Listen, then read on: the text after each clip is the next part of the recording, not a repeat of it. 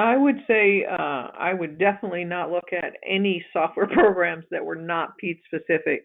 Once you have experienced, the power of OP and how helpful it's been, to have the people that designed it, really know pediatrics, that would be my number one, is it has to be PED specific or I don't want to look at it. The second thing I think, we are in the state of Florida, and any practices that have PCMH are receiving additional revenue. And so I would have to make sure, that those pieces are in place. Like Sarah was mentioning, that PCMH tool has helped us, maintain our PCMH status, which is generating a lot of additional revenue from Medicaid, where they're actually paying Medicare rates. And so that would be my second biggest thing. And then, there's a lot of things that I've seen with software programs that get you and hook you, and then it just stays stagnant. They don't advance, as requirements advance.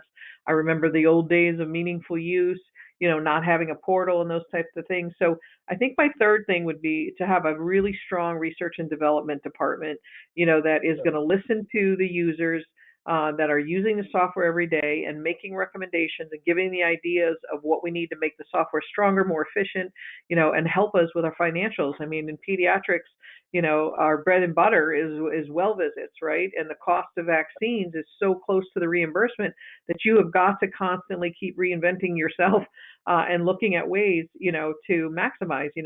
Rent goes up, salaries go up, but none of the payers want to pay you more. So how are you going to be more efficient and not ask your doctors to work an extra hour every day?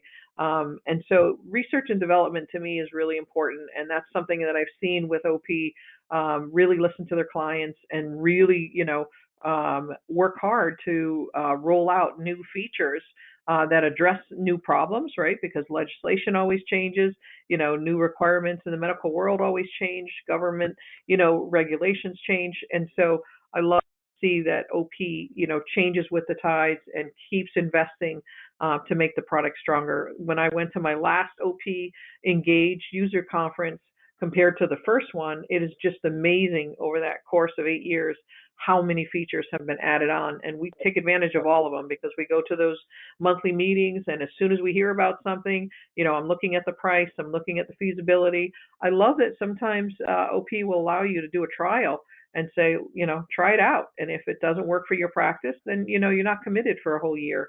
And then I would say my fourth thing would be price, because I did all of the homework and I looked at the big companies that cater to all specialties, and hands down, OP licensing and the support for the additional features. I don't feel like you guys nickel and dime, and I've seen that with other practices. I've heard that from other folks that every little thing that you want to add on. And so you give a really robust package right out of the gate from the beginning. And that's been, helpful, that you don't try to, nickel and dime every time you want to add the collection module. Hey, I'm not paying anything extra. All I have to do, is upgrade my software to be able to allow and enable that feature.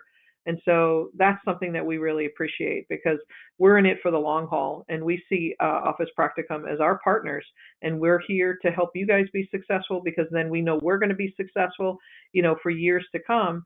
So it's in my best interest and everybody that's on this panel to try and help OP succeed, because then we all succeed.